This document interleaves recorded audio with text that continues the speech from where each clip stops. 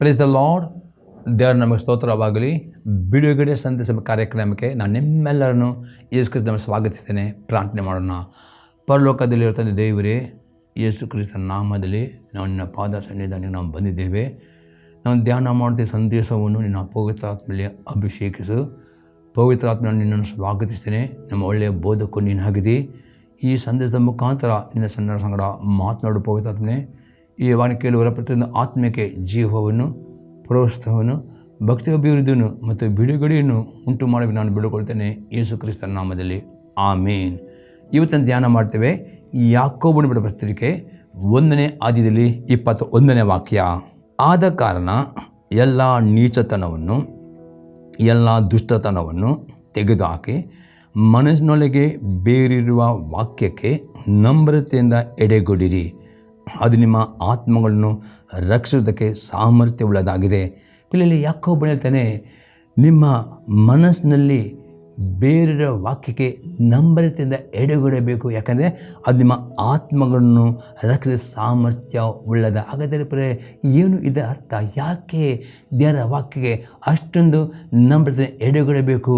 ನಿಮ್ಮ ಆತ್ಮಗಳನ್ನು, ನಿಮ್ಮ ಶರೀರ ರಕ್ಷಿಸಬೇಕು. ಅದು ಏನು ಅದರ ಹೇಗೆ ಏನು ಮಾಡಿ ಮೊದಲಿಗೆ ನಾವು ಕೆಲವು ಸಂಗತಿಯನ್ನು ನೋಡಬೇಕು. ಮೊದಲನೇ ಸಂಗತಿ ನೋಡ್ತೇವೆ, ದೇವರ ವಾಕ್ಯಗಳನ್ನು ಹೃದಯಪೂರ್ವಕವಾಗಿ ಅಂಗೀಕಾರ ಮಾಡಬೇಕು. ನಾವು ನೋಡ್ತೇವೆ ಮಾರ್ಕನ ಬರೆದ ಸುವಾರ್ತೆ 4ನೇ ಅಧ್ಯಾಯದಲ್ಲಿ 15ರಿಂದ 20ನೇ ವಾಕ್ಯ ತನಕ. ಆ ಬಿತ್ತುವವನು ವಾಕ್ಯ ಎಂಬ ಬೀಜವನ್ನು ಬಿತ್ತುತ್ತಾನೆ. ಕೆಲವರು ವಾಕ್ಯವನ್ನು ಕೇಳಿದ ಕೂಡಲೇ ಸೈತನು ಬಂದು ಅವರಲ್ಲಿ ಬಿತ್ತಿದ ವಾಕ್ಯವನ್ನು ತೆಗೆದು ಬಿಡುತ್ತಾನೆ. ಇವರೇ ವಾಕ್ಯವು ಬಿತ್ತಲ್ಪಟ್ಟ ದಾರಿಯ ಮಗ್ಗುಲಾಗಿರುವವರು. ಅದೇ ಪ್ರಕಾರ ಬೇರೆ ಕೆಲವರು ವಾಕ್ಯವನ್ನು ಕೇಳಿದ ಕೂಡಲೇ ಸಂತೋಷದಿಂದ ಅದನ್ನು ಸ್ವೀಕರಿಸ್ತಾರೆ.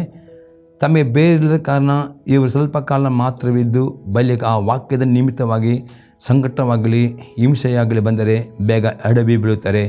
ಇವರೇ ಬೀಜ ಬಿದ್ದ ಬಂಡೆ ನೆಲವಾಗಿರುವವರು.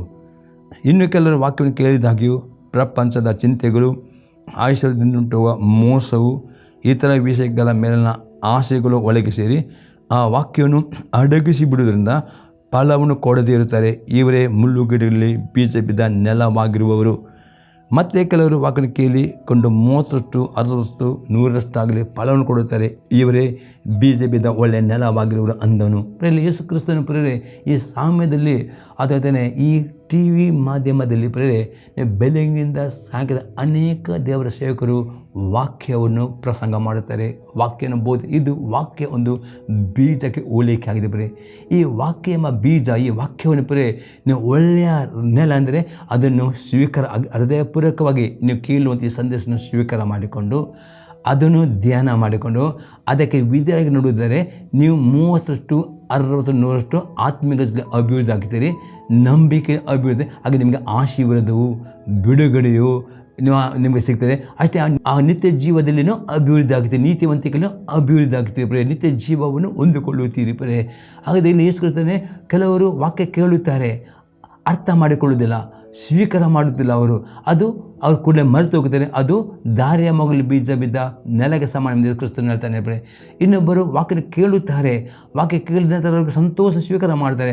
ಅದೇ ವಾಕ್ಯಕ್ಕೆ ವಿಧೇಯರಾಗುವುದಿಲ್ಲ ನಿಮಿತ್ತವಾಗಿ ಆ ವಾಕ್ಯಕ್ಕೆ ಆ ಪರೀಕ್ಷೆಗಳು ಬರ್ತವೆ. ಆ ಪರೀಕ್ಷೆಗಳು ಬರುವಾಗ ವಿಧೇಯತೆಯಿಲ್ಲದೆ ಎಡವಿ ಬೀಳುತ್ತಾರೆ. ಅದು ಬಂಡೆ ನೆಲ ಎಂಬುದು ಹೇಳ್ತಾನೆ. 3ನೇ ವರ್ಗದವರು ವಾಕ್ಯನ ಕೇಳುತ್ತಾರೆ, ಆದರೆ ವಾಕ್ಯನ ಧ್ಯಾನ ಮಾಡಲಿಕ್ಕೆ ಅವರಿಗೆ ಚಿಂತೆ ಅಥವಾ ಐಶ್ವರ್ಯ ಉಂಟು. ಅವರಿಗೆ ಅದರ ಒಟ್ಟು ಸಮಯವಿಲ್ಲ. ದೇವರ ವಾಕ್ಯಕ್ಕಿಂತಲೂ ಬೇರೆ ಸಂಗತಿ ಅತಿ ಹೆಚ್ಚಾಗಿ ಅವರು ಅದಕ್ಕೆ ಗುಲಾಮರಾಗ್ತದೆ. ಅದಕ್ಕೆ ಅವರು ವಾಕ್ಯವನ್ನು ಕೇಳಿದ ವಾಕ್ಯ ಧ್ಯಾನ ಮಾಡಲಿಕ್ಕೆ ಸಮಯವಿಲ್ಲದೆ ಅದು ಮುಳ್ಳುಗಿಡಗಳಿಗೆ ಚುಚ್ಚಿ ಅದು ಫಲ ಕೊಡದೆ ಹೋಗ್ತದೆ ಎಂಬುದಾಗಿ 3ನೇ ನೆಲ ಬೇಕಂತೆ. ಆದರೆ 4ನೇ ವರ್ಗದವ್ರು ಏನು ಮಾಡ್ತಾರೆ, ಅವರು ವಾಕ್ಯನ ಕೇಳುತ್ತಾರೆ, ಕೇಳಿಕೊಂಡು ಪುನಃ ಅದನ್ನು ವಾಕ್ಯ ಅವರು ಧ್ಯಾನ ಮಾಡುತ್ತಾರೆ. ಧ್ಯಾನ ಮಾಡಿ ವಿಧೇಯರಾಗ್ತಾರೆ. ಬರೀ ವಾಕ್ಯವನ್ನು ನೀವು ಕೇಳಿದ ನಂತರ ನಿಮ್ಮ ಹೃದಯದಿಂದ ಕೇಳಬೇಕು. ಕೇಳಿದ ವಾಕ್ಯವನ್ನು ಮರೆತು ಹೋಗದೆ ಪುನಃ ಅದನ್ನು ಓದಬೇಕು. ಅಥವಾ ಪುನಃ ಈ ಯೂಟ್ಯೂಬ್ ಪ್ರೇರೆ ಈ ಸಂದೇ ಯೂಟ್ಯೂಬ್ನ ರೆಕಾರ್ಡನ್ನು ಪುನಃ ಕೇಳಿ, ಅರ್ಥ ಆಗುವಷ್ಟು ಕೇಳಿ ಮತ್ತು ಅದಕ್ಕೆ ವಿಧೇಯರಾಗಬೇಕು ಪ್ರೇರೆ. ವಿಧೇಯರಾಗುವುದಾದರೆ ಮಾತ್ರವೇ ನೀವು 30ರಷ್ಟು ಅದು ನೋಡೋಷ್ಟು ಆತ್ಮೀಯ ಜೀವಿತ ಅಭಿವೃದ್ಧಿ ಆಗ್ತೀರಿ, ನಂಬಿಕೆಯಲ್ಲಿ ಅಭಿವೃದ್ಧಿ ಆಗ್ತೀರಿ, ನಿಮಗೆ ಆಶೀರ್ವಾದವೂ ಸಿಗ್ತದೆ, ನಿಮಗೆ ಕಷ್ಟಗಳು ಬಿಡುಗಡೆ ಆಗ್ತವೆ ಮತ್ತು ನಿತ್ಯ ಜೀವಕದಲ್ಲಿನೂ ಪಾಲುಗಾರಾಗ್ತೀರಿ. ನೀತಿ ಬಂದರೆ ಈ ರೀತಿ ನಿಮಗೆ ಆಶೀರ್ವಾದ ಸಿಗ್ತದೆ. ನಿಮ್ಮ ಆತ್ಮಗಳನ್ನು ಸರಿಯಾಗಿ ರಕ್ಷಿಸುತ್ತದೆ. ಅದೇ ವಾಕ್ಯವನ್ನು ಮರೆತು ಬಿಡುವುದಾದರೆ ಅಥವಾ ನಿಮ್ಮ ಹೃದಯ ಬಂಡೆ ಆಗುವುದಾದರೆ ಅಥವಾ ನಿಮ್ಮ ಹೃದಯ ಮುಳ್ಳುಗುಡಿ ಅದು ಏನೂ ಪ್ರಯೋಜನವಾಗುವುದಿಲ್ಲ. ಹಾಗೆ ಆಗಬಾರದು ಎಂಬುದೇ ಯಾಕೋಬನಲ್ಲಿ ಎಚ್ಚರಿಕೆ ಕೊಡುತ್ತಾನೆ. ಇನ್ನು ದೃಷ್ಟಾಂತ ನಾವು ನೋಡೋ ಪ್ರೇರೆ ಇಬ್ರಿಯವರಿಗೆ ಬರೆದ ಪತ್ರಿಕೆ 4ನೇ ಅಧ್ಯಾಯದಲ್ಲಿ 1 ಮತ್ತು 2ನೇ ವಾಕ್ಯ ಮತ್ತು 11ನೇ ವಾಕ್ಯ. ಈಗಿರಲಾಗಿ ದೇವರ ವಿಶ್ರಾಂತಿಯಲ್ಲಿ ಸೇರಬಹುದೆಂಬ ವಾಗ್ದಾನವು ಇನ್ನೂ ಇರುವಲ್ಲಿ ನಿಮ್ಮೊಳಗೆ ಯಾವನಾದರೂ ಆ ವಾಗ್ದಾನದ ಫಲವನ್ನು ಹೊಂದದೆ ತಪ್ಪುವನಾದನು ಎಂದು ನಾವು ಭಯಪಡೋಣ. ಅವರಿಗೆ ಶುಭವರ್ತಮಾನ ಸಾರೋಣವಾದಂತೆ ನಮಗೂ ಸಾರೋಣವಾಯಿತು. ಆದರೆ ಆ ಕಾಲದಲ್ಲಿ ಕೇಳಿದವರು ನಂಬದೆ ಹೋದ ಕಾರಣ ಆ ವಾಕ್ಯದಿಂದ ಅವರಿಗೆ ಪ್ರಯೋಜನವಾಗಲಿಲ್ಲ. ಇಲ್ಲಿ ಅಪೊಸ್ತಲನು ಹೇಳ್ತಾನೆ, ಈ ಇಬ್ರಿಯವರಿಗೆ ಬರೆದ ಪತ್ರಿಕೆ 3ನೇ ಅಧ್ಯಾಯದಲ್ಲಿ 4ನೇ ಅಪೊಸ್ತಲನು ವಿಶ್ರಾಂತಿ ಬಗ್ಗೆ ಹೇಳ್ತಾನೆ. ಇಲ್ಲಿ 2 ಥರದ ವಿಶ್ರಾಂತಿ ಉಂಟು. ಒಂದು ವಿಶ್ರಾಂತಿ ಉಂಟು ಯೇಸು ಕ್ರಿಸ್ತನು ಹೇಳ್ತಾನೆ ಮತ್ತೆ 11:28-30ನೇ ವಾಕ್ಯದಲ್ಲಿ, ಎಲ್ಲೇ ಕಷ್ಟಪಡುವವರೇ ಹೊರೆ ಹೊತ್ತವರೇ ನೀವು ನನ್ನ ಬಳಿಗೆ ಬಂದರೆ ನಾನು ವಿಶ್ರಾಂತಿ ಕೊಡುವೆನು. ನಾನು ಸಾತ್ವಿಕನು ದೀನಾಂಶ ಉಳ್ಳವನಾಗೋದ್ರಿಂದ ನನ್ನ ನೊಗವನ್ನು ತೆಗೆದುಕೊಳ್ಳಿರಿ, ನನ್ನಿಂದ ಕಳೆದುಕೊಳ್ಳಿರಿ, ಆಗ ನಿಮ್ಮ ಆತ್ಮಗಳು ವಿಶ್ರಾಂತಿ ಸಿಗೋದ ಮೇಲೆ ಯೇಸು ಕ್ರಿಸ್ತನು ಹೇಳ್ತಾನೆ. ಇವತ್ತು ಈ ಸಂದರ್ಭದಲ್ಲಿ ನೀವು ಅನೇಕ ಕಷ್ಟಗಳಲ್ಲಿ, ಸಮಸ್ಯೆಯಲ್ಲಿ, ಕೆಲವು ರೋಗದಲ್ಲಿ, ಕೆಲವು ಸಾಲ ಬಂದಲ್ಲಿ ಇದ್ದೀರಿ ಎಂದವರು ಆತ್ಮ ತೋರಿಸ್ತಾ ಇದ್ದೇನೆ. ಇವತ್ತು ಎಲ್ಲ ಕಷ್ಟ ನೋಗಾಗಳಿಂದ ನಿಮಗೆ ಬಿಡುಗಡೆ ಸಂಪೂರ್ಣ ವಿಶ್ರಾಂತಿ, ಸಮಾಧಾನ, ಆಶೀರ್ವಾದ ಬೇರೆ ಒಂದು ಕಂಡೀಷನ್ ಪ್ರೇರೆ ಏನೆಂದರೆ, ದೇವರ ಆತ್ಮನು ಈ TV ಸಂದೇಶದ ಮುಖಾಂತರವಾಗಿ ನಿಮ್ಮಲ್ಲಿ ಮಾತನಾಡುವ ಈ ಮಾತುಗಳನ್ನು ಹೃದಯ ಸ್ವೀಕಾರ ಮಾಡಿ ಪ್ರೇರೆ, ಅದನ್ನು ಧ್ಯಾನ ಮಾಡಿ, ಅದು ಅರ್ಥ ಮಾಡಿ, ಅದೇ ವಿಧೇಯರಾಗುವುದರೆ ಈ ವಾಕ್ಯದ ಮುಖಾಂತರ ನಿಮ್ಮ ಕಷ್ಟ ಪರಿಹಾರಕ್ಕೆ ಬಿಡುಗಡೆ ಸಿಗ್ತದೆ, ಕಷ್ಟಕ್ಕೆ ಬಿಡುಗಡೆ ಸಿಗ್ತದೆ, ನಿಮಗೆ ಪ್ರಾರ್ಥನೆ ಉತ್ತರ ಸಿಗ್ತದೆ, ನಿಮಗೆ ಆಶೀರ್ವಾದ ಬರುತ್ತದೆ ವಿಧೇಯರಾದರೆ. ಇದು ನೀವು ಸ್ವೀಕಾರ ಮಾಡಿದ್ದರೆ ಏನೂ ಪ್ರಯೋಜನವಾಗುವುದಿಲ್ಲ ಪ್ರೇರೆ. ಇನ್ನೊಂದು ವಿಶ್ರಾಂತಿ ಅರ್ಥವಾಗಿದೆ, ಪರಲೋಕದ ವಿಶ್ರಾಂತಿ, ನಿತ್ಯ ಜೀವ ಸಿಗಬೇಕಾ? ನೀವು ಯೇಸು ನಂಬಿಕೆ ಇಡಬೇಕು. ಆತನ ಸುವಾರ್ತೆಯನ್ನು ಅಂಗೀಕಾರ ಮಾಡಿಕೊಂಡು ಆತನ ಸುವಾರ್ತೆಗೆ ವಿಧೇಯರಾದರೆ 100% ಸತ್ತ ನಂತರ ನಿಮ್ಮ ಆತ್ಮಕ್ಕೆ ವಿಶ್ರಾಂತಿ ಸಿಗುತ್ತೆ. ಈ 2 ವಿಶ್ರಾಂತಿ ಕುರಿತ ಬಗ್ಗೆ ಅಪೊಸ್ತಲನು ಹೇಳ್ತಾನೆ. ನೀವು ಕೇಳುವ ಈ ಸಂದೇಶವನ್ನು ಮರೆತು ಹೋಗದಂತೆ ಎಚ್ಚರಿಕೆ ಆಗಬೇಕು ಎಂಬುದೇ ಅಪೊಸ್ತಲನು ಹೇಳ್ತಾನೆ. ಅದೇ ರೀತಿ ಇದೇ ಆದ್ಯದಲ್ಲಿ ಇಬ್ರಿಯವರಿಗೆ ಬರೆದ ಪತ್ರಿಕೆ 4ನೇ ಅಧ್ಯಾಯದಲ್ಲಿ 11ನೇ ವಾಕ್ಯ ನೋಡೋಣ. ಆದ್ದರಿಂದ ನಾವು ಆ ವಿಶ್ರಾಂತಿಯಲ್ಲಿ ಸೇರುವುದಕ್ಕೆ ಪ್ರಯಾಸ ಪಡೋಣ. ಅಪೊಸ್ತಲನೇ ಆದ ಕಾರಣ ಆ ವಿಶ್ರಾಂತಿ ಯಾವ ವಿಶ್ರಾಂತಿ? ಒಂದು, ನಿಮಗೆ ಕಷ್ಟದಿಂದ, ರೋಗದಿಂದ, ಶಾಪದಿಂದ, ಸಾಲಿಂದ ಬಿಡಬೇಕು. ಹಾಗದೇನು ಮಾಡಬೇಕು ಅಂದರೆ ನೀವು ಪ್ರಯಾಸ ಏನು ಪ್ರಯಾಸ ಪಡೋಣ?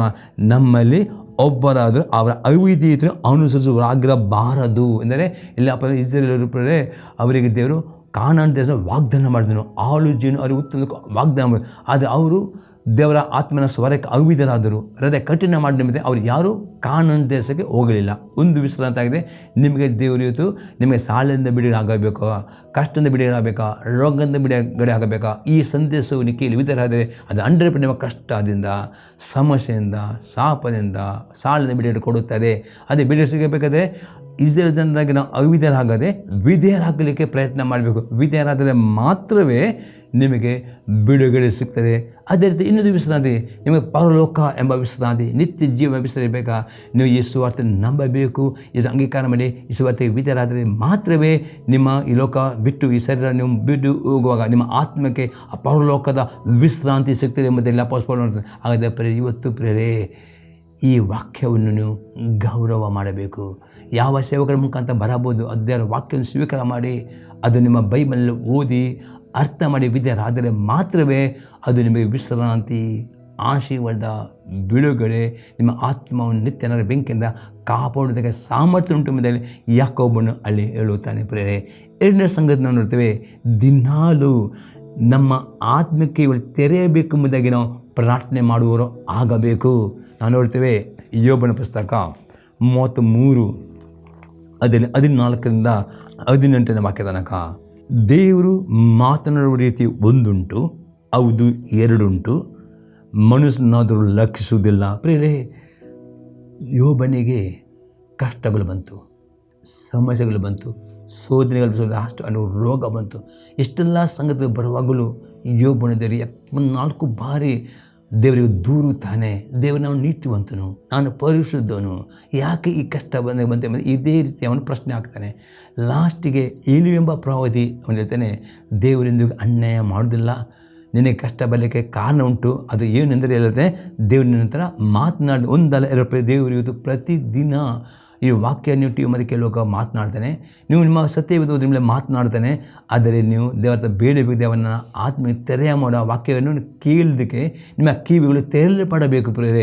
ಇಲ್ಲಿ ಏನಾಯಿತು, ಯೋಬನ ಕಿವಿ ಮಂದವಾಯಿತು. ಅದಕ್ಕೋಸ್ಕರ ಅವನದು ಸ್ವೀಕಾರ ಮಾಡ, ಅದಕ್ಕೋಸ್ಕರ ಅವನಿಗೆ ದೇವರು ಸೈತನ ಕೈಯಲ್ಲಿ ಒಪ್ಪಿಸ್ಕೊಟ್ಟನು, ಅವನಿಗೆ ಪಶ್ಚಾತ್ತಾಪಡೋದು ಅಷ್ಟೇ. ಇವತ್ತು ದೇವರು ಎಂದು ಅನ್ಯಾಯ ಮಾಡೋದಿಲ್ಲ. ದೇವರು ಒಳ್ಳೆಯವನು, ಕರುಣಾಳು, ಕೃಪಾಳು ಆಗಿದ್ದಾನೆ.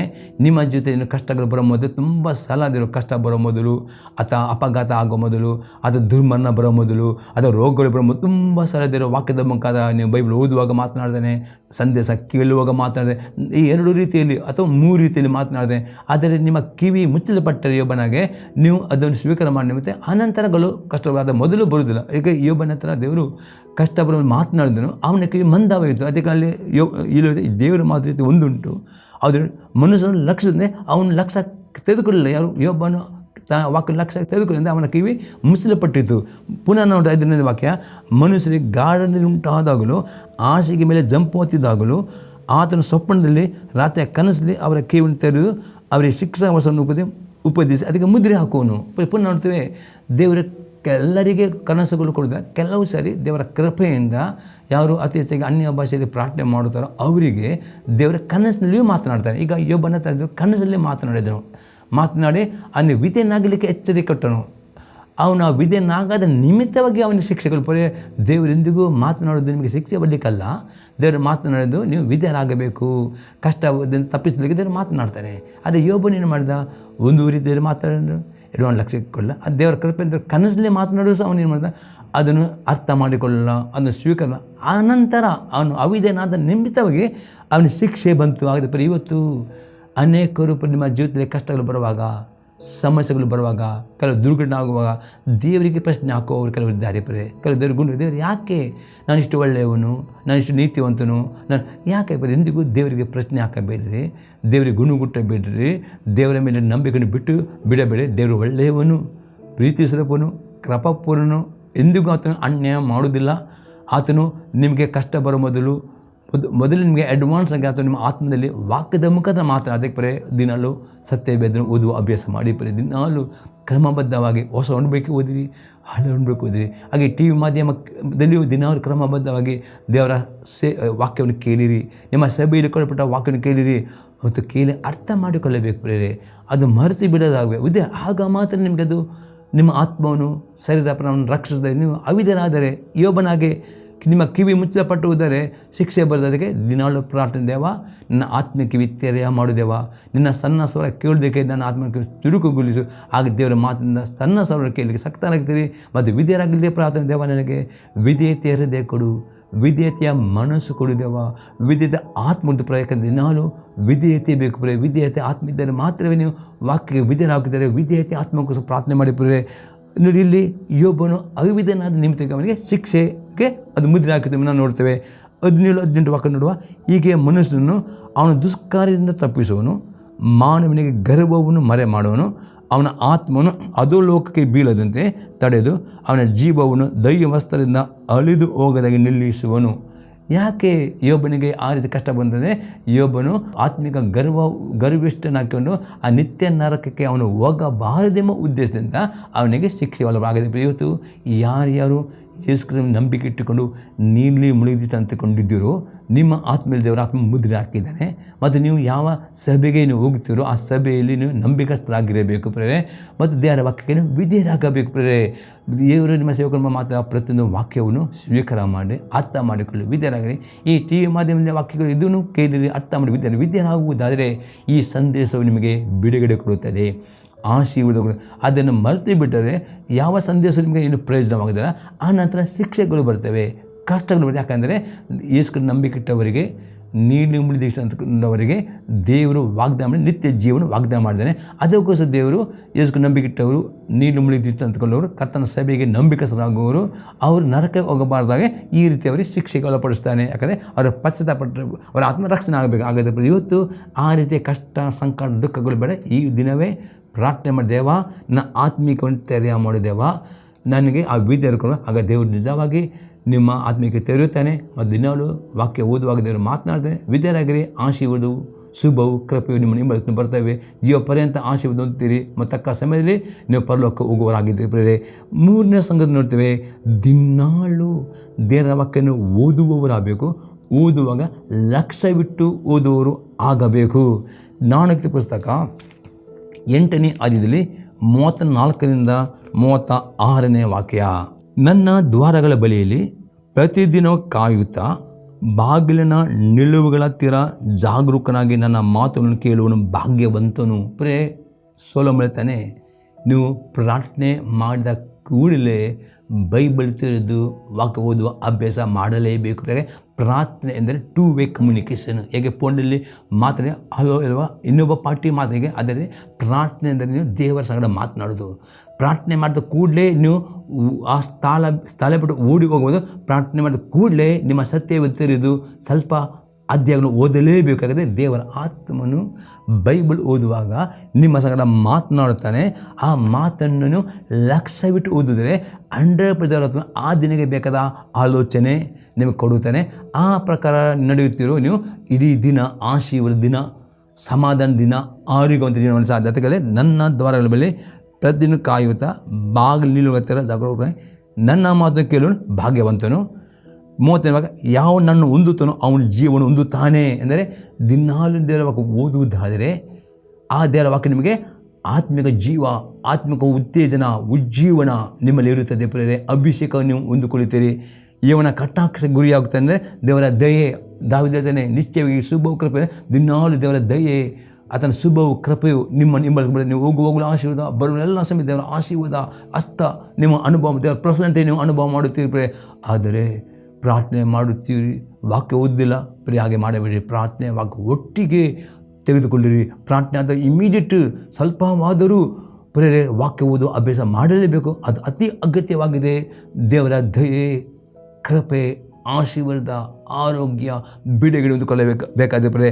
30ನೇ ವಾಕ್ಯ ಇರ್ತದೆ, ಯಾವ ನನಗೆ ತಪ್ಪು ಮಾಡ್ತಾನೋ ಅವನು ತನ್ನ ಆತ್ಮ ಕೇಡು ಮಾಡಿಕೊಳ್ಳುತ್ತಾನೆ. ತಪ್ಪು ಮಾಡೋದರ್ಥಂದರೆ ನೀವು ಬರೀ ಪ್ರಾರ್ಥನೆ ಗಂಟೆ ನೀವು ಪ್ರೇಯರ್ ಮಾಡಬಹುದು.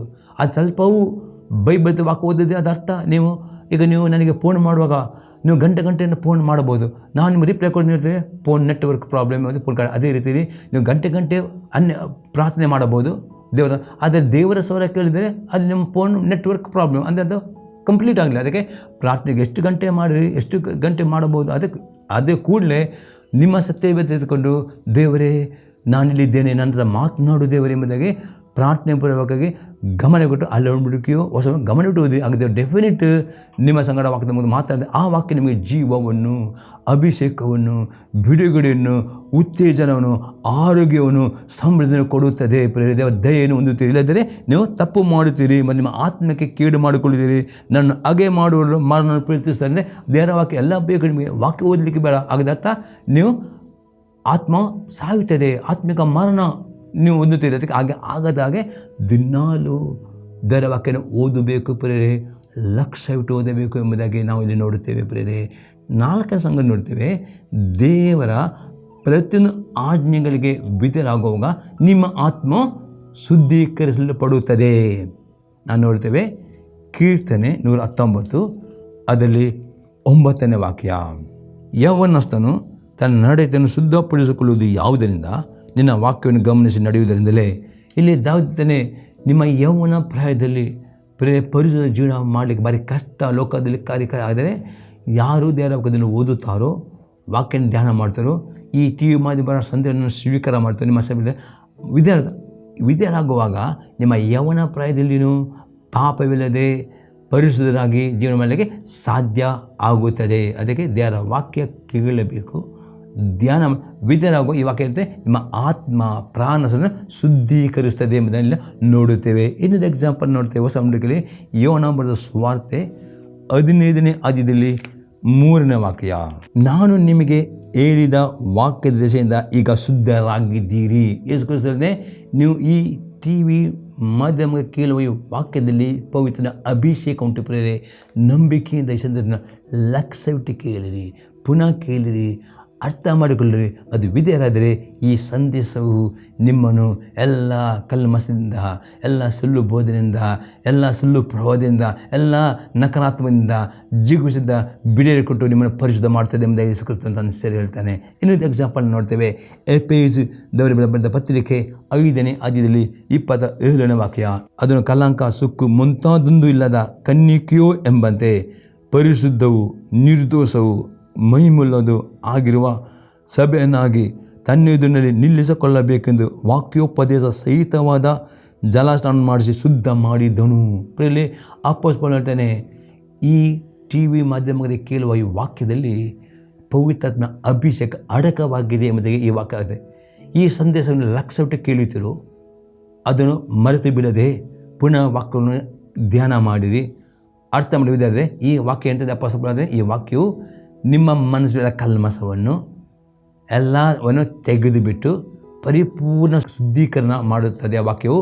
ಮತ್ತು ಯೇಸು ಕ್ರಿಸ್ತನ ಆ ರೂಪಾಂತರಕ್ಕೆ ಶುದ್ಧ ಮಲಗಿತ್ತೆಯನ್ನು ಹಾಗೆ ಮಾಡುತ್ತದೆ. ಹಾಗೆ ಬರೀ ವಾಕ್ಯದಲ್ಲಿ ಅಷ್ಟು ಜೀವ ಉಂಟು. ಅದಕ್ಕೆ ಯಾಕೋಬ ಹೇಳ್ತಾನೆ, ನಿಮ್ಮ ಮನಸ್ಸಲ್ಲಿ ಬೇರೆಯ ವಾಕ್ಯಕ್ಕೆ ನಂಬರಿತದೆ ಎಡೆಗೂಡಿರಿ, ಅದು ನಿಮ್ಮ ಆತ್ಮವನ್ನು ರಕ್ಷಿಸೋದಕ್ಕೆ ಸಾಧ್ಯ. ಅರ್ಥ ಇದಾಗಿದೆ. ಈ ವಾಕ್ಯ ನೀವು ಕೇಳುವ ವಾಕ್ಯವು ಬರೀ ಕೇಳಿ ಮರೆತು ಬಿಟ್ಟರೆ ಏನೂ ಪ್ರಯೋಜನವಿಲ್ಲ. ಕೇಳುವಾಗ ಲಕ್ಷ್ಯವಿಟ್ಟು ಕೇಳಿರಿ, ಪುನಃ ಪುನಃ ಕೇಳಿರಿ, ಅರ್ಥವಾಗುವಷ್ಟು ಕೇಳಿರಿ. ಮರೆತು ಬಿಡದಾಗ ವಿದ್ಯಾರಾಗೋದರೆ ಈ ಸಂದೇಶವು ನಿಮ್ಮನ್ನು ಎಲ್ಲ ಥರದ ಕಲ್ಮಸ ತೆಗೆದುಬಿಟ್ಟು ಸಂಪೂರ್ಣ ಶುದ್ಧೀಕರಿಸುವ ಸಾಮರ್ಥ್ಯ ಉಂಟು ಮತ್ತು ನಿಮ್ಮ ಯೇಸು ಕ್ರಿಸ್ತನ ರೂಪಾಂತರ ಸಿದ್ಧ ಮಾಡ್ತಾ ಎಂಬುದಾಗಿ ಇಲ್ಲಿ ಅಪೊಸ್ತಲನು ಹೇಳ್ತಾನೆ. ಪ್ರೇರೆ, ಇನ್ನೊಂದು ಎಕ್ಸಾಂಪಲ್ ವಾಕ್ಯದಲ್ಲಿರುವ ಶಕ್ತಿ 1 ಪೇತ್ರನ ಪತ್ರಿಕೆ 1ನೇ ಅಧ್ಯಾಯದಲ್ಲಿ 22ನೇ ವಾಕ್ಯ, ನೀವು ಸತ್ಯೋಪದೇಶಕ್ಕೆ ವಿಧೇಯರಾಗಿದ್ದು ನಿಮ್ಮ ಆತ್ಮಗಳನ್ನು ಶುದ್ಧ ಮಾಡಿಕೊಂಡಿದ್ದರಿಂದ ನಿಷ್ಕಪಟವಾದ ಸಹೋದರ ಸ್ನೇಹವುಳ್ಳವರಾಗಿರತಕ್ಕದ್ದು. ಈಗಲಾಗಿ ಒಬ್ಬರನ್ನೊಬ್ಬರು ಹೃದಯಪೂರ್ವಕವಾಗಿ ಯಥಾರ್ಥವಾಗಿ ಪ್ರೀತಿಸಿರಿ. ಪುನಃ ಪೇತ್ರ ಹೇಳ್ತಾನೆ, ನೀವು ಯಾವಾಗ ದೇವರ ಸತ್ಯ ಉಪದೇಶಕ್ಕೆ, ದೇವರ ಉಪದೇಶಕ್ಕೆ, ದೇವರ ವಿದ್ಯಾರಾಗುತ್ತೆ, ಅದು ನಿಮ್ಮ ಆತ್ಮಗಳನ್ನು ಶುದ್ಧೀಕರಿಸುತ್ತದೆ. ಅಷ್ಟೇ ಅಲ್ಲದೆ ನಿಮ್ಮ ಹೃದಯದಲ್ಲಿ ಯಥಾರ್ಥದ ಪ್ರೀತಿ, ದೇವರ ಮೇಲಿನ ಪ್ರೀತಿ, ಒಬ್ಬರೊಬ್ಬರ ಪ್ರೀತಿ, ಆ ನಿಷ್ಕಪಟ ಪ್ರೀತಿಯನ್ನು ತುಂಬಲ್ಪಡುತ್ತದೆ. ಹಾಗಾದರೆ ಪ್ರಿಯರೇ, ದೇವರ ವಾಕ್ಯ ಅತಿ ಜಾಗರೂಕತೆಯಿಂದ ಕೇಳಿರಿ, ಹೃದಯಪೂರ್ವಕ ಅಂಗೀಕಾರ ಮಾಡಿರಿ, ಧ್ಯಾನ ಮಾಡಿರಿ, ವಿದ್ಯಾರಾಗಿರಿ, ನೀವು ಪರಿಶುದ್ಧರಾಗ್ತೀರಿ, ನೀತಿವಂತರಾಗ್ತೀರಿ, ಶುದ್ಧೀಕರಿಸಲ್ಪಡ್ತೀರಿ. ದೇವರ ಪ್ರೀತಿಯು ಇತರರ ಮೇಲೆ ಪ್ರೀತಿ ನಿಮಗೆ ತುಂಬಲ್ಪಡ್ತದೆ ಎಂದು ಪೇತ್ರನು ಹೇಳುತ್ತಾನೆ. ಈಗ 5ನೇ ಸಂಗತಿ ನೋಡ್ತೇವೆ, ದೇವರ ವಾಕ್ಯವು ನಮ್ಮನ್ನು ಪಾಪ ಮಾಡದಂತೆ ತಡೆಗಟ್ಟುತ್ತದೆ. ನಾವು ನೋಡ್ತೇವೆ ಕೀರ್ತನೆ 119 ಅದರಲ್ಲಿ 11ನೇ ವಾಕ್ಯ, ಸಾಮ್ 119:11, ನಾನು ನಿನಗೆ ವಿರೋಧಕ್ಕೆ ಪಾಪ ಮಾಡದಂತೆ ನಿನ್ನ ನುಡಿಗಳನ್ನು ನನ್ನಲ್ಲಿ ಇಟ್ಟುಕೊಂಡಿದ್ದೇನೆ. ದಾವೀದನು ಹೇಳ್ತಾನೆ, ನಿನಗೆ ವಿರೋಧಕ್ಕೆ ಪಾಪ ಮಾಡದಂತೆ ನಿನ್ನ ನುಡಿಗಳು ನನ್ನ ಇಟ್ಟುಕೊಂಡು. ಹಾಗಾದರೆ ದೇವರ ವಾಕ್ಯದಲ್ಲಿ ಎಷ್ಟು ಶಕ್ತಿ ಉಂಟು ಪ್ರಿಯರೇ. ಅದಕ್ಕೆ ಏನು ಮಾಡಬೇಕು? ಬರೀ ಓದುವುದರೇ ಆಗುವುದಿಲ್ಲ. ಆ ಓದಿದ್ದನ್ನು ವಾಕ್ಯವು ಮನಸ್ಸಿಟ್ಟು ಓದಬೇಕು, ಅದರ ಆಜ್ಞೆಗಳನ್ನು ಗಮನವಿಟ್ಟು ಓದಬೇಕು. ಅದು ನಿಮ್ಮ ಹೃದಯದಲ್ಲಿ ಬಾಯ್ಪಾಠ ಮಾಡಿ ಇಡಬೇಕಾಗಿದೆ. ದೇವರ ವಾಕ್ಯವು, ದೇವರ ಆಜ್ಞೆಗಳು ನಿಮ್ಮಲ್ಲಿ ಇರುವುದರೆ ಅದು 100% ನಿಮಗೆ ಪಾಪ ಮಾಡಲಿಕ್ಕೆ ಬಿಡುವುದಿಲ್ಲ, ಪಾಪ ಮಾಡಲಿಕ್ಕೆ ತಡೆಯುತ್ತದೆ. ಹಾಗಾದರೆ ಇವತ್ತು ಲೋಕದಲ್ಲಿ ಪಾಪವು ತುಂಬಲ್ಪಟ್ಟಿದೆ. ಈ ಪಾಪ ಎಂಬ ಲೋಕದಲ್ಲಿ ಒಬ್ಬ ಯೇಸು ನಂಬಿಕೆ ಒಬ್ಬ ವಿಶ್ವಾಸಿ ಪರಿಶುದ್ಧನಾಗಿ ಜೀವನ ಮಾಡುವುದು ಅಥವಾ ಒಬ್ಬ ಯವನ ಮಾಡಬೇಕು. ಏನು ಮಾಡಬೇಕಂದ್ರೆ ದಿನಾಲೂ ಅವನು ಸತ್ಯ ವೇದವನ್ನು ಓದಬೇಕು ಪ್ರಿಯರೇ, ಧ್ಯಾನ ಮಾಡಬೇಕು. ಅದರಲ್ಲಿ ಆಜ್ಞೆಗಳನ್ನು ಮತ್ತು ವಾಗ್ದಾನಗಳನ್ನು ಜ್ಞಾಪಕವಾಗಿ ನಿಮ್ಮ ಮನಸ್ಸಿಗೆ ಇಟ್ಟುಕೊಂಡರೆ ಆ ವಾಕ್ಯವು ನಿಮಗೆ ಪಾಪ ಮಾಡುವಾಗ ಅದು ಎಚ್ಚರಿಸುತ್ತದೆ. ಪಾಪ ಮಾಡಲಿಕ್ಕೆ ಬಿಡುವುದಿಲ್ಲ. ಪಾಪ ಮಾಡಿದರೂ ಪಶ್ಚಾತ್ತಾಪ ನಡೆಸೋಷ್ಟು ಸಾಮರ್ಥ್ಯ ದೇವರ ವಾಕ್ಯ ಉಂಟು. ಅದಕ್ಕೆ ಹೊಸ ನಂಬಿಕೆ ನೋಡುತ್ತಾರೆ. 1ನೇ ಪತ್ರಿಕೆ 3ನೇ ಅಧ್ಯಾಯದಲ್ಲಿ 9ನೇ ವಾಕ್ಯ, ದೇವರಿಂದ ಹುಟ್ಟಿದವನು ಪಾಪ ಮಾಡನು, ದೇವರ ಜೀವವು ಅವನಲ್ಲಿ ನೆಲೆಗೊಂಡಿದೆ, ಅವನು ದೇವನು ಹುಟ್ಟಿದ ಕಾರಣ ಪಾಪ ಮಾಡೋನು ಆಗಿರಲಾರನು. ಇಲ್ಲಿ ಯೋಹನ ಹೇಳ್ತಾನೆ, ದೇವನು ಹುಟ್ಟಿದವನು ಪಾಪ ಮಾಡನು. ಯಾಕೆಂದರೆ ದೇವರ ಜೀವನ ದೇವರ ಜೀವನ, ದೇವರ ವಾಕ್ಯ ಜೀವಕರದ ವಾಕ್ಯವಾಗಿದೆ. ಯಾರಲ್ಲಿ ದೇವರ ವಾಕ್ಯ ಉಂಟು, ಈ ದೇವರ ಜೀವನ, ಈ ವಾಕ್ಯ ಎಂಬವನೇ ಯೇಸು ಕ್ರಿಸ್ತನು. ಯೇಸು ಕ್ರಿಸ್ತನ ಇನ್ನೊಂದು ಹೆಸರು ದೇವರ ವಾಕ್ಯ. ಆದಿಯಲ್ಲಿ ವಾಕ್ಯವಿತ್ತು, ಆ ವಾಕ್ಯ ದೇವರ ಬಳಿ, ಆ ವಾಕ್ಯದಲ್ಲಿ ಈ ವಾಕ್ಯವೇ ಯೇಸು ಕ್ರಿಸ್ತನು. ಈ ವಾಕ್ಯ ನಿಮ್ಮ ಹೃದಯದಲ್ಲಿ, ಈ ವಾಕ್ಯದಲ್ಲಿ ಜೀವ ಏನುತ್ತದೆ, ನಿಮಗೆ ನಿರಂತರವಾಗಿ ಪಾಪ ಮಾಡಲಿಕ್ಕೆ ಅದು ಬಿಡುವುದಿಲ್ಲ ಎಂಬುದಾಗಿ ಹೇಳ್ತದೆ. ದೇವರು ಹುಟ್ಟಿದವನು ಪಾಪನೇ, ಅದು ನಿಮಗೆ ಪಾಪ ಮಾಡಲಿಕ್ಕೆ ಬಿಡುವುದಿಲ್ಲ. ಯಾಕಂದರೆ ದೇವರ ಜೀವ ಅವನಲ್ಲಿ ನೆಲೆಗೊಂಡಿದೆ. ಅವನು ದೇವರು ಹುಟ್ಟಿದ ಕಾರಣ ಪಾಪ ಮಾಡೋನಾಗಿರಲಾರ. ಅಂದರೆ ದೇವರ ವಾಕ್ಯ ಅವನಲ್ಲಿ ಉಂಟು. ಅದಕ್ಕೆ ನಮಗೆ ಪಾಪ ಮಾಡಲಿಕ್ಕೆ ಅದು ಬಿಡುವುದಿಲ್ಲ, ಪಾಪ ಮಾಡಿ ತಡೆಗಟ್ಟುತ್ತೆ. ಅದು ಯಾರು ದೇವರ ಕಡೆ ಓದುವುದಿಲ್ಲವೋ, ಧ್ಯಾನ ಮಾಡಿದಳು, ಈ ಟಿವಿ ಮತ್ತು ಇಷ್ಟು ದೇವರ ಸೇವಕರು ಬೆಲೆ ಸಂಗಲ ಪ್ರಸಂಗನವರು ಲಕ್ಷ ಬಿಟ್ಟು ಕೇಳಿ ಸ್ವೀಕಾರ ಮಾಡ, ಅವರು ಏನು ಮಾಡ್ತಾರೆ, ಬರೀ ಕೇಳುತ್ತಾರೆ, ಓದ್ತಾರೆ, ಇಡದ ನಿಮ್ಮದೇ ಅವರು ಪಾಪ ಮಾಡ್ತಾರೆ, ಪಾಪಕ್ಕೆ ದಾಸರಾಗ್ತಾರೆ, ಕಷ್ಟವೇ. ಕಾರಣ ಇಷ್ಟೇ ವಾಕ್ಯ. ಅದಕ್ಕೆ ಯಾಕೊಬಿಡ್ತಾನೆ, ನಿಮ್ಮ ಮನಸ್ಸಿನೊಳಗೆ ಬೇರೆ ವಾಕ್ಯ ನಂಬರಿತ ಎಡೆಗೂಡಿರಿ, ಅದು ನಿಮ್ಮ ಆತ್ಮ ಸಾಮರ್ಥ್ಯ. ಇದು ಅರ್ಥವಾಗಿದೆ ಪುರೇ. ಏನಿದು ವಾಕ್ಯ ನೋಡುವ 1ನೇ ಪತ್ರಿಕೆ 5ನೇ ಅಧ್ಯಾಯದಲ್ಲಿ 18ನೇ ವಾಕ್ಯ. First John 5:18. ದೇವರಿಂದ ಹುಟ್ಟಿರುವವನು ಪಾಪ ಮಾಡುವನಲ್ಲ ಎಂಬುದು ನಮಗೆ ಗೊತ್ತಿದೆ. ದೇವನು ಹುಟ್ಟಿದಾತ ಅವನು ಕಾಪಾಡುವವನು, ಕೆಡುಕನು ಅವನು ಹಿಡಿಯುವುದಿಲ್ಲ. ಅಷ್ಟೇ ಪುನಃ ದೇವರು ಹುಟ್ಟಿರುವವನು ಪಾಪ ಮಾಡೋದು ನಮಗೆ ಗೊತ್ತಿದೆ. ದೇವರು ಹುಟ್ಟಿದಾತನು ಎಂದರೆ ದೇವರ ವಾಕ್ಯ ಎಂಬ ಯೇಸು ಕ್ರಿಸ್ತನು ಅವನನ್ನು ಪಾಪ ಮಾಡಿದಂತೆ ಕಾಪಾಡ್ತಾನೆ. ಮತ್ತು ಕೆಡುಕಂದರೆ ಸೈತನನ್ನು ಅವನು ಹಿಡಿದುಕೊಳ್ಳುವುದಿಲ್ಲ. ಹಾಗಾದರೆ ಸೈತನನ್ನು ನಿಮ್ಮ ಮೇಲೆ ಅಧಿಕಾರ ಅವನು ಇಲ್ಲ. ಪಾಪ ಮಾಡಿದರೆ ಮಾತ್ರ ಆವತ್ತು ನಿಮ್ಮನ್ನು ಮೇಲೆ ಅಧಿಕಾರ ಮಾಡ್ತಾನೆ. ಪಾಪ ಮಾಡಿದರೆ ಮಾತ್ರ ಸೈತನನ್ನು ಅಟ್ಯಾಕ್ ಮಾಡ್ತಾನೆ. ನಿಮ್ಮ ಮೇಲೆ ಪಾಪ ಹಿಡಿದರೆ ಆತ ನಿಮ್ಮ ಮೇಲೆ ಅಧಿಕಾರಗಳು ಆತ ಹಿಡಿಯುವುದಿಲ್ಲ. ಅದಕ್ಕೆ ಪುರೇ ಸೈತನನ್ನು ಹಿಡಿದಂತೆ, ಸೈತನನ್ನು ಮುಟ್ಟದಂತೆ, ಸೈತನ ಅಟ್ಯಾಕ್ ಮಾಡಿದ ದಿನಾಲು ವಾಕ್ಯ ಓದಬೇಕು, ಧ್ಯಾನ ಮಾಡಬೇಕು, ವಿಧೇಯರಾಗಬೇಕು. ಹಾಗೆ ಈ ವಾಕ್ಯವು ಪ್ರೇರೆ ನಿಮ್ಮ ಆತ್ಮಗಳನ್ನು, ಪ್ರಾಣಗಳನ್ನು ರಕ್ಷಾಮದ ಉಂಟು ಎಂಬುದೇ ಇದು ಅರ್ಥವಾಗಿದೆ. ನಮಗೆ ಸ್ತೋತ್ರವಾಗಲಿ. ನಮ್ಮ ಜೀವನದಲ್ಲಿ ಉತ್ತರ ನಿಮ್ಮ ಅಭಿಪ್ರಾಯ ತಿಳಿಸಿರಿ. ಪ್ರಾರ್ಥನೆ ಮಾಡೋಣ. ಪರಲೋಕ ತಂದೆ ದೇವರೇ, ಯೇಸು ಕ್ರಿಸ್ತನ ನಾಮದಲ್ಲಿ ಸ್ತೋತ್ರವನ್ನು ಕೊಂಡಾಡ್ತೇನೆ. ಎಲ್ಲ ಪ್ರತಿ ವೀಕ್ಷಕರಿಗೆ ಆ ಒಂದು ವಿಧೇಯತೆಯ ಹೃದಯವನ್ನು ಕೊಡಿದ್ದೇವ. ಆ ಪ್ರತಿಯೊಬ್ಬ ವೀಕ್ಷಕ ಆತ್ಮೀಯ ಕೀವನ್ನು ತೆರೆ ಮಾಡು. ಅವರಿಗೆ ಕೇಳುವಂತೆ ಪ್ರತಿ ಸಂದೇಶವನ್ನು ಪವಿತ್ರಾತ್ಮನೆ ಲಕ್ಷ ಬಿಟ್ಟು ಕೇಳುವಂತೆ ಪ್ರತಿ ಆತ್ಮವನ್ನು ಕೀವನ್ನು ತೆರೆ ಮಾಡಬೇಕು. ಈ ಕೇಳಿದ ವಾಕ್ಯಗಳನ್ನು ನಿನ್ನ ಈ ಜನರು, ಈ ವೀಕ್ಷಕರು ಮರೆತು ಬಿಡದೆ ಹಾಗೂ ರಾತ್ರಿ ಧ್ಯಾನ ಮಾಡಿ ಅದೇ ವಿದ್ಯಾರ್ಥಿ ಹೃದಯ ಕೊಟ್ಟು ಪ್ರತಿಯೊಬ್ಬರನ್ನು ಆಶೀರ್ವಾದ ಮಾಡಬೇಕು, ಬಿಡುಗಡೆ ಕೊಡಬೇಕು, ಆರೋಗ್ಯ ಕೊಡಬೇಕು. ಆರ್ಥಿಕವಾಗಿ ನಾನು ಆಶೀರ್ವಾದ ಬೇಡುತ್ತೇನೆ ಯೇಸು ಕ್ರಿಸ್ತನ ನಾಮದಲ್ಲಿ. ಆಮೇನ್. ದೇವರು ನಿಮ್ಮನ್ನು ಆಶೀರ್ವಾದ ಮಾಡಲಿ.